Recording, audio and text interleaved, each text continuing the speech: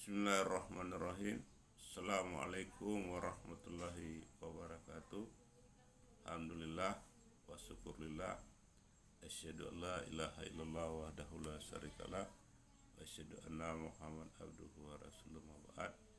Alhamdulillah para pemirsa LCV Indonesia, kita kembali pada kajian pagi ya, dimana kita pada pagi hari ini akan membahas mengenai kebuntuan pengetahuan dalam membantu PBB dalam mengatasi suatu masalah yang sangat serius, yaitu masalah pendidikan global ya, dimana ya kita pahami ya, dimana berita ini saya kutip dari CNN Indonesia yang mengabarkan bahwa Sekretaris Jenderal Perserikatan Bangsa-Bangsa atau PBB Antonio Guterres mengatakan saat ini dunia berada pada masa pendidikan global, bukan lagi pada pemanasan global. Artinya apa? Bahwa saat ini dari segi suhu ya, seluruh manusia terancam dengan suatu suhu yang sangat panas yang bisa berakhir dengan kematian. Nah, pada kesempatan ini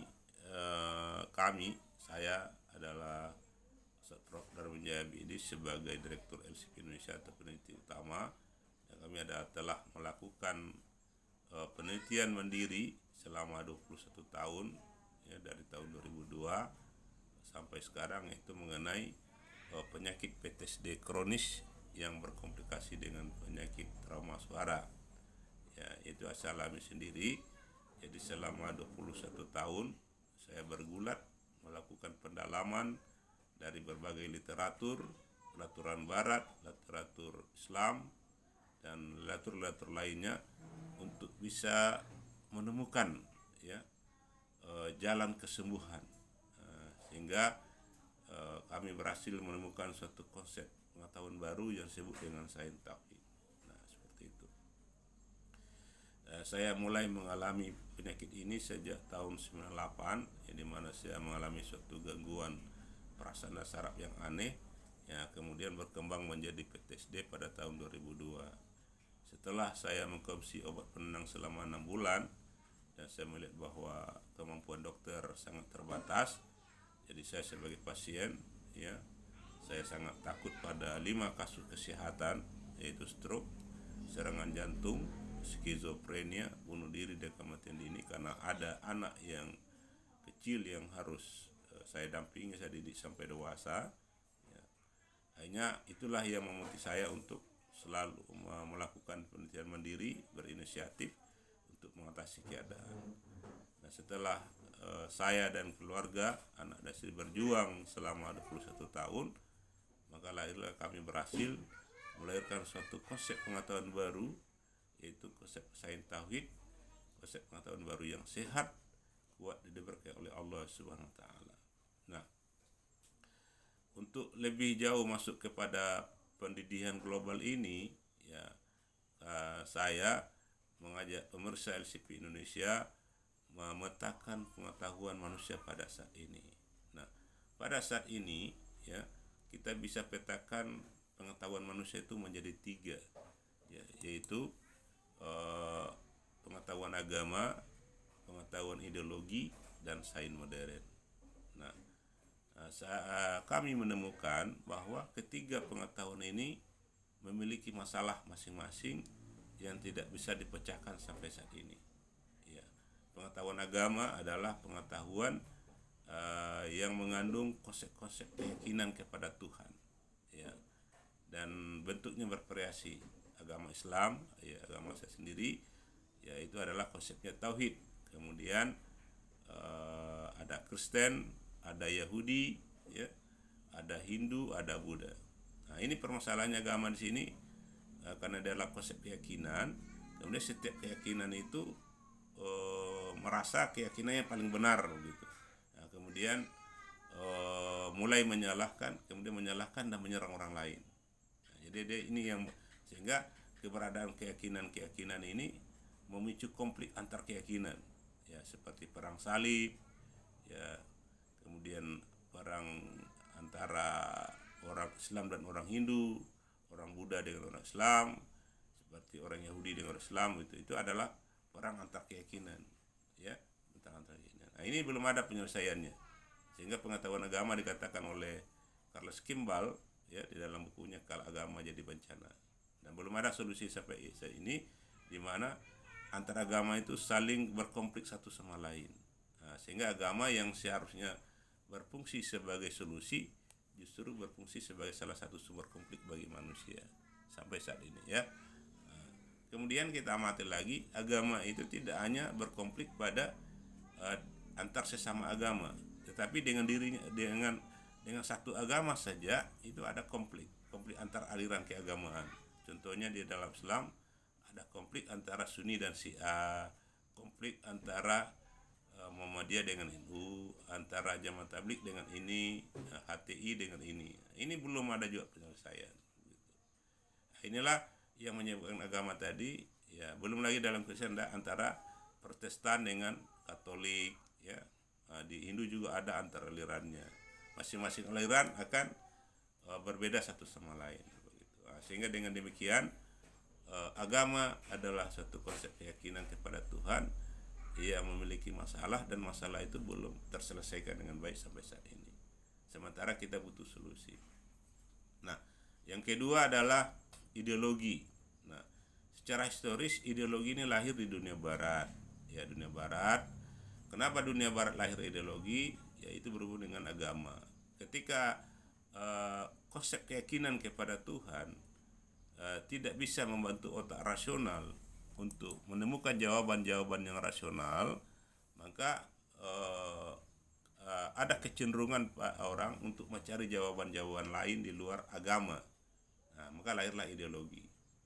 Ya, karena agama Kristen di Eropa tidak bisa menjawab secara rasional permasalahan manusia, maka para ilmuwan Eropa mencari jawaban-jawaban di luar agama. Maka lahirlah ideologi seperti sekulerisme, yaitu ditandai dengan abad Renaissance, ya. Sekulerisme, kapitalisme, sosialisme, fasisme, postmodernisme, ya, isme, ya. Dan isme ini juga memiliki sama penyakitnya dengan agama. Setiap isme merasa ismenya paling bagus, merasa ismenya paling baik, kemudian memaksakan ismenya kepada orang yang lain. Seperti Hitler memaksakan ismenya kepada yang melakukan perang dunia, antara isme kapitalisme memaksakan kepada komunisme, dan begitu komunisme kepada sebaliknya. Sehingga keberadaan ideologi tidak juga memberikan solusi kepada manusia. Justru melahirkan konflik seperti terjadi saat ini di Ukraina antara kapitalisme NATO dengan komunisme Rusia dan kawan-kawan. Nah, yang ketiga ada sains modern. Nah, sains modern ini jauh lebih sehat karena sains modern adalah suatu metode berpikir ilmiah, rasional, kemudian faktual, dan disusun secara sistematis dengan teori dan metodologi. Tapi tetap juga bermasalah. Kenapa bermasalah? Karena sains modern ini hanya mengandalkan kemampuan manusia biasa, otak rasional. Sementara manusia itu terikat dengan hukum keterbatasan. Sehingga nampaklah kita bahwa saat ini sains modern juga tidak terlalu banyak bisa membantu manusia menyelesaikan masalah, seperti yang dikeluhkan oleh Jenderal PBB di dalam berita yang dikabarkan oleh CNN Indonesia yang kami baca pagi hari ini. Nah, dari tiga pengetahuan tadi kita sudah bisa melihat bahwa ketiga-tiganya bermasalah dan belum ada penyelesaian. Alhamdulillah kami dari LCP Indonesia dari penelitian mandiri selama 20 tahun sudah berhasil mengatasi itu dengan pergulatan pengetahuan dan kesulitan dan penelitian hidup yang luar biasa dengan sains tauhid. Ya, apa itu sains tauhid? Yaitu sains yang dipandu dengan teori dan metodologi tauhid. Jadi sains tauhid adalah sains metode berpikir ilmiah yang rasional, faktual, dan sistematis dengan menggunakan teori dan metodologi tauhid dalam mengatasi suatu permasalahan. Dengan demikian, sains tauhid ini adalah konsep pengetahuan baru yang sehat, kuat, dan diberkahi oleh Allah SWT. Kenapa dikatakan sehat? Karena sudah mengintegrasikan sains dengan agama secara teori dan metodologi. Kenapa dikatakan kuat? Karena dia sudah bisa menyatukan tiga kekuatan sekaligus, yaitu kekuatan Tuhan, kekuatan manusia, dan kekuatan teknologi secara teori dan metodologi. Mengapa dikatakan diberkahi oleh Allah SWT? Karena adalah sains, metode berpikir ilmiah yang langsung disandarkan kepada Allah melalui kalimat tauhid. Maka dengan demikian temu kami ini, insya Allah kami yakin bahwa sains tauhid ini akan memberikan manfaat dan berkah yang sangat luar biasa kepada manusia. Maka siapapun yang menikmati video ini, membaca ini, silakan bantu kami. Kami sedang melakukan gerakan 1000 subscriber, 1000 doa dan 1000 dukungan sosial agar saya sebagai Direktur LCP Indonesia ini sampai saat ini belum terlalu sehat karena sudah berjuang puluhan tahun untuk mendapatkan bantuan iklan, bantuan doa, dan bantuan sosial, dukungan sosial dari para pemirsa LCP Indonesia agar kami bisa untuk menjelaskan temuan-temuan ini kepada dunia internasional, kepada orang-orang yang belum mengenal Islam, bahkan mereka membakar Al-Quran karena mereka salah paham, terutama dunia Barat, dunia Cina, India, Jepang, dan lain-lain ya, agar agama Islam ini menjadi dihargai, dihormati, dan bisa menjawab kebutuhan manusia secara sehat, secara bersahabat dan berkelanjutan, sehingga memudahkan kita untuk hidup bahagia bersama di bumi dan mati masuk surga insyaallah. Terima kasih. Jangan lupa subscribe karena kami akan selalu hadir dengan video-video pendek yang bermanfaat dan penuh berkah untuk kebersamaan di dunia dan mati masuk surga bersama-sama. Wassalamualaikum warahmatullahi wabarakatuh.